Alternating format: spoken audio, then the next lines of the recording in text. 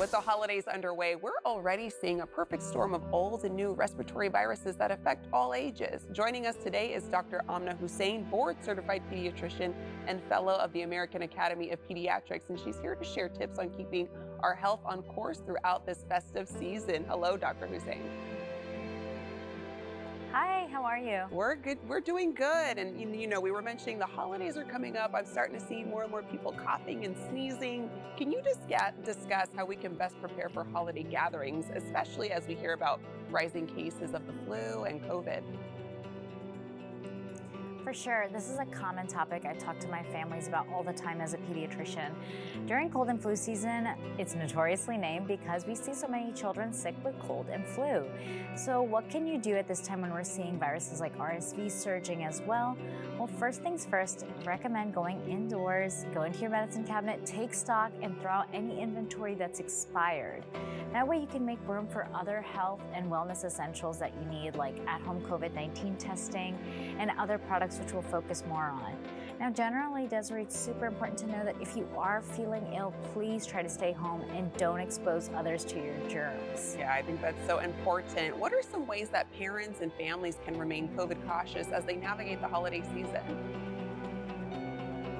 Yeah, so COVID is still very much a concern. Despite having vaccines present for 2 years, we are still seeing the virus circulate, and it can affect our decisions and our actions, especially if we test positive. We're going to be seeing immunocompromised, elderly family members, those who are too young to be vaccinated. So I recommend making sure you have a resource like the BinaxNOW COVID-19 self-tests by Abbott. You can either keep them in your medicine cabinet or travel with them in your carry-on bag so that if you have symptoms, stop, test early, test frequently, and be able to take appropriate actions. Other things you could do, make sure you're hand washing, make sure that you're trying to avoid touching your eyes, your nose, your mouth, sanitizing surfaces.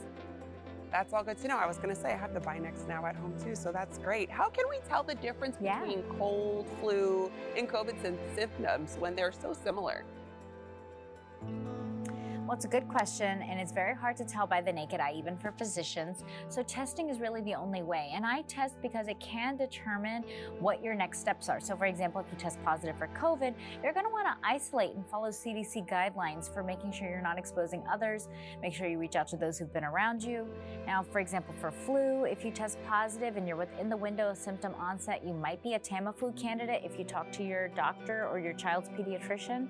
But there's other things you can do as well, making sure your medicine cabinet is stocked with perhaps a thermometer, saline, a nasal aspirator to clear out congestion. There's lots of great items, including something like an oral hydration supplement, Pedialyte, to make sure you're taking care of your symptoms when you are feeling ill.